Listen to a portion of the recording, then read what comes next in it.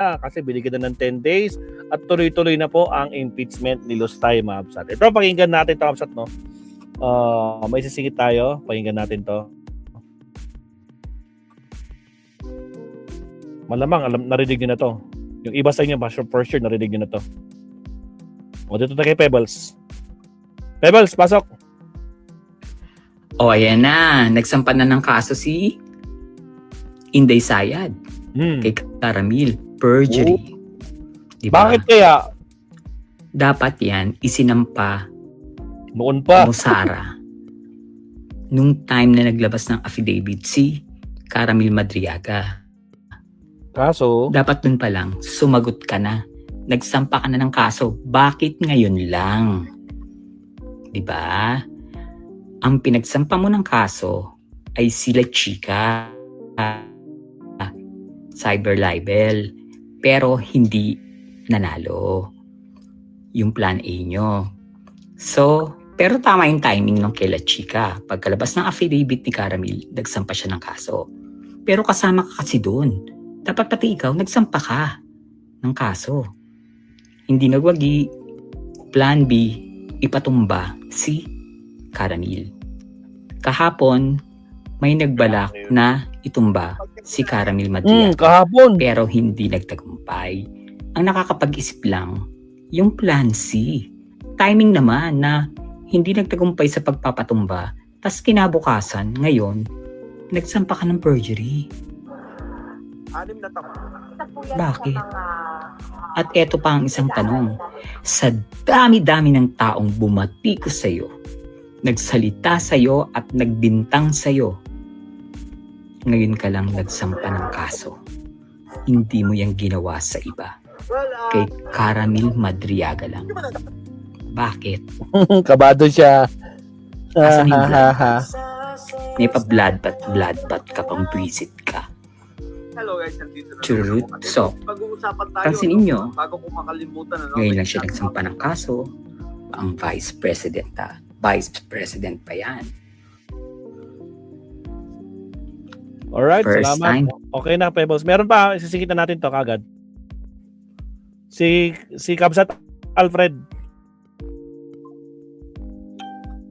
Hello guys, good morning dito at good evening dyan. Frustrated na si Sayad. Eto, syempre, ang sarap ng tulog natin at kakagising lang natin, ano? Sino ba naman ang hindi sasarap ang tulog, ano?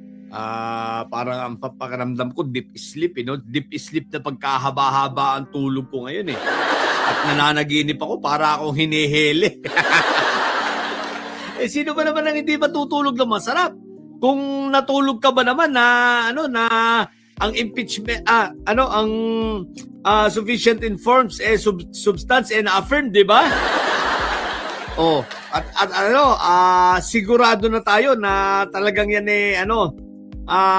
bagamat hindi pa nangyayari ang buton sa plenaryo, sigurado na halos tayo na talagang aakyat yan sa Senado at yan ay magiging articles of impeachment.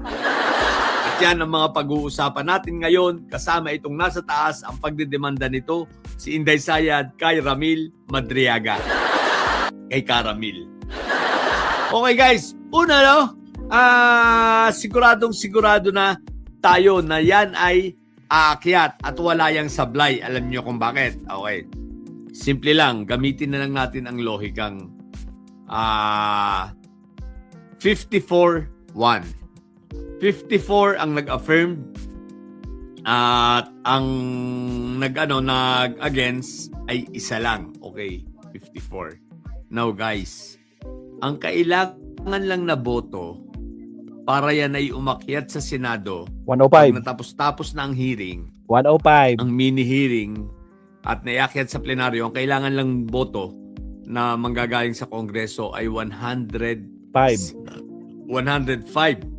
No? So kung 105, guys, 51 na lang kulang. yung bumoto ngayon. So ibig sabihin, ang kulang na lang ay 51. Gusto Lord. 51 out of 300 315. plus na kongresista. O 316. 316 Nakikita niyo yung 1/3. yung simple simple logic of mathematics. Di ba? Napakasimple na lang. 51 na lang guys ang kulang. Naku po Rudy. Palagay ko sa lakas pa lang shoot na yan. Pero ito yun guys. Isipin mo yan Kumbaga, initial pa lang, patikim pa lang itong mga narinig natin dahil nga ito ay ano pa lang determination of ano pa lang yung nangyari, di ba? Of Sufficient determination of sufficient Substance. in substance, no? And nakita naman natin, talaga naman bumoto ang 54 na sinasabing, meron. May sustansya. Patikim pa nga lang yan, hindi pa lumalabas yung mga tunay na ebidensya, hindi pa lumalabas ang bank account ni Inday Sayad mula sa AMLA. Hindi pa lumalabas ang mga testimonya ni Ramil Madriaga. At hindi pa natin nakikilala kung sino talaga si Mary Grace Piatos. Di ba? Tsaka ito pang mga ibang mga pangalan ng chichirya. So, ang ibig sabihin yan, guys, pag lumabas, naku po, Rudy.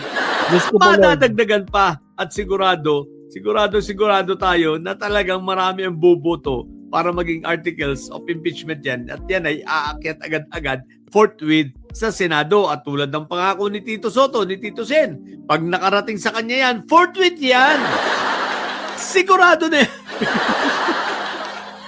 Diyos ko Lord. Yun ang mga aabangan natin sa mga susunod na araw. Pero ito, pag-usapan natin itong kay Ramil Madriaga ang pagsasampa ni Inday Sayad ng demandang perjury o pagsisinungaling daw.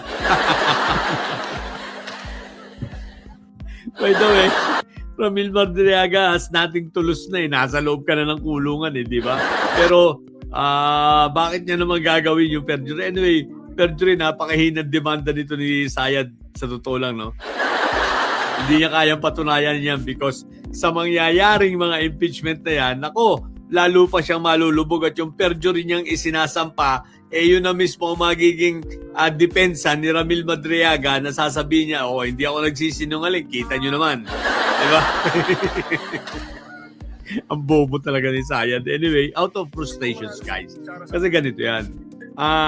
Kung natatandaan nyo, December pa lang, nagko-content na kami about sa mga plano ni Inday Sayad na patahimikin itong si Ramil Madriaga, no? Si Caramil na nung una, diplomasya ang ginagamit, kunwari, paaralin ng anak, dinalaw pa nga, di ba? Last December pa yon. Pero, hindi talaga nagkaari dahil, kudos salamat sa iyo, Caramil. Dahil si Caramil Madriaga ay talagang may paninindigan, di ba? Naninindigan na talagang mali si Sayad at naninindigan na talagang ipaglalabanan niya kung ano yung tama, di ba? Ngayon, hindi nagkaigi ang mga diskarte nitong sila Sayad. So, may mga may mga attempt rin na i-assassinate itong si Madriaga sa loob, no, through through Tebes, okay?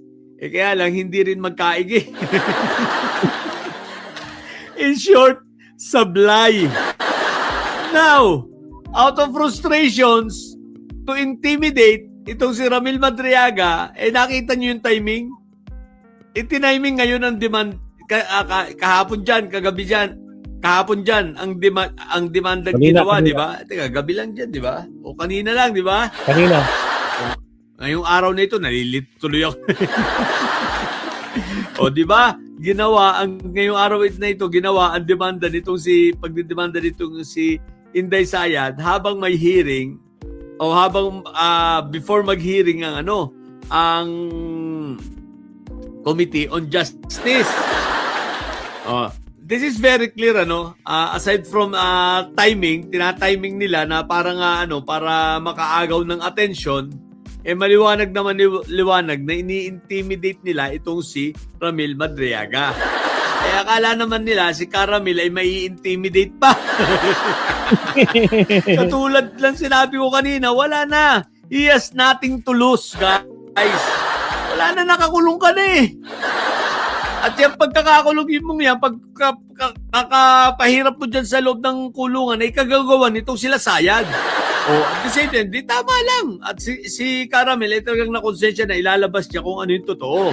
So ngayon guys, ito tulad na sinabi ko noon, ito kasi yung kinatatakutan ni Sayad at takot na takot sila sa mga magiging testimonya nitong si Ramil Madriaga dahil swak talaga sila. Swak na ba nga? So, ini-intimidate ni Sayad, no? Isipin mo bakit niya ginawa ito? Wala na eh. Out of frustrations talaga. Talagang hindi na alam ni Sayad at ng magkakapatid kung ano ang gagawin nila. Laglag na eh. Wala na. Kagaya nito, itong nangyaring boto, 54-1, yan ay pagpapatunay na wala na talaga halos kaalyado si Sayad. Yung mga binayaran ni Pulong na ine-expect natin is at least 3 ang boboto para sa against kay Inday Sayad. Isa nga lang eh. Si Suntae nga lang eh. Aray ko Ang po. bumoto pa si Kanor na wala ng apil ngayon. Si Kanor Suntae. Di ba ga?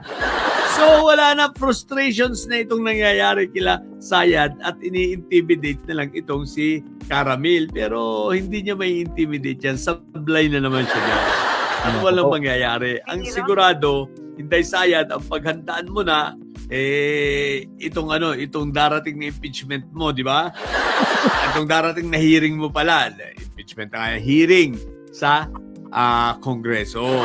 At yung iyong mga bank accounts at ang iyong mga salin, di ba? At ilabas mo na rin si Mary Grace Piatos mo. At tingnan natin, higit sa lahat, pasinungalingan mo na lang kung hindi totoo ang mga magiging testimonya ni Caramel. Okay? So anyway guys, pagpatuloy lang natin ipag-praise si Pagdasal Caramel, natin. wala ang banta sa kanyang buhay up to now. Okay? So yun! Shout out nga pala sa mga didilis dyan na namamayat na dahil natuyuan na ng luha. Shout out sa inyo. Okay? Manatili kayong mga bobo at mensayad. Ang tatay nyo ay karton. Dahil ang mga bobo at mensayad, ang mensayad ay laging high blood. Yun lang. Bye! O, di ba? Natuyuan na kayo, ang katawan nyo natuyo na dahil natuyuan na kayo ng luha. Bye! Salamat ka, Hello guys, Alfred. good morning dito at good evening Okay, dyan. kay Alfred. Eto, Okay, salamat ka, Alfred. Ito, hindi daw siya DDS. Pero ba ito sa kano? Magandang bangayan to.